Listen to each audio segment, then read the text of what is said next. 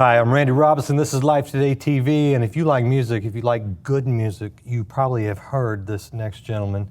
Jimmy Greene is with me. Jimmy, welcome. Thank you for having me. Pleasure having you here, and I had the opportunity to talk to you earlier in the green room, and very impressed. Love the kind of music you do and some of the work you've done. So just so the audience, can we get them up to speed? Let's tell them a little bit. You were with Harry Connick Jr. for 8 years, is that right? I was, yeah. I played in Harry's big band for 8 years. Touring, recording, albums, all the above, yep. All that good stuff. Yeah. Give me an idea of what else you've done, what you're doing now, and things like that musically, because you're a saxophonist. I'm a saxophonist, Is that all composer, you play? yep. You write and you play? I do, okay. Yeah. So I studied under Jackie McLean, who's one of jazz's great saxophonists. And when I finished, I moved to New York City. I'm from Hartford, Connecticut, so it's about a 2-hour drive from New York. So I didn't have far to move. Moved into the city and just started playing and recording and doing all sorts of things. And you didn't just start playing and recording. I mean, come on, you had to work hard. What was your kind of path? I mean, were you playing everywhere you could play with bands, or were you hooked up when you got there? Well, while I was in school, you know, I had a lot of people that helped me out. Okay. I had a lot of people that pointed me in the right direction. A lot of people that kind of prepared a way for me. You know, I was in a competition when I was toward the end of my college time. It's the most prestigious jazz competition called the Thelonious Monk Institute of Jazz International competition. Sure. They have a different instrument every year. This year, 2014, I believe it's trumpet. But when I was 21, it was saxophone. So I participated in that. You win. And I was first runner-up. So I did very well and got the attention of some of the big record labels and things like that. So I moved to New York pretty soon after that. And, you know, God just, my dream of being a musician, God said, here, you know, take this and enjoy it.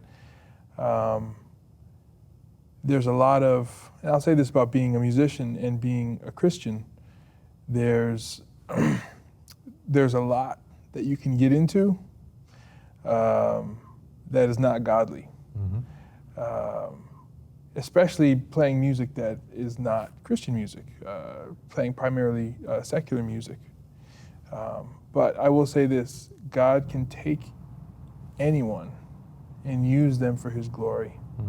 And He protected me from a lot of kind of pitfalls. Yeah. And he kept my eyes focused on Him during times when, you know, maybe some people very close to me weren't, you know. Yeah. And I praise Him for that, and I thank Him for shielding me from some of the things that could have taken me down very easily. Has it ever placed you at odds with the business or with other musicians because you were a Christian, or because you didn't participate in some of the things I participated in? A little bit. I had a friend one time that said, oh, you know, you need to start drinking more, and you need to, you know, come smoke a little weed with us, and then, you know, this is when we were really young, then you'll be in with the big guys. And I was like, you know what? If that's what it takes to be in with the big guys, I need to find some different big guys. it seems, and I don't know, I'm on the outside looking in, but it seems like some of that pressure has gone away, shifted, because the destruction that's come out of so much of that in past decades, that there's not as much. It's like you can still make it and be clean. Absolutely. And I think most musicians that are my peers these days, and, you know, younger musicians and older, I think it has moved that way. I think, you know, there's just a lot more access to information now than there was. The world is a lot smaller, so you can access information on anybody at any moment. There's so much good information out there about how to live healthier and how to live a more sustainable lifestyle. I think that musicians the stereotype of jazz musicians is, you know, you're up all night in smoky bars and you Right. drink too much and you're womanized. But Right. that's really not what I see among the folks that I'm around most often. Yeah. I look to people like Harry Connick, who was a model of family man for all the years I knew him, and I have known him. We're still good friends to this day. All the years I've known him, he's been an amazing family man, and just a model of how to be a super talented musician, but not, Not self-destructive. Not self-destructive, Yeah. exactly. Yeah, because I mean, you go through the halls of the jazz greats, and there's just self-destruction early on, in 30s, 40s, 50s. Yeah, It's and tragic. there's a lot of reasons for that too. I mean, in those days there was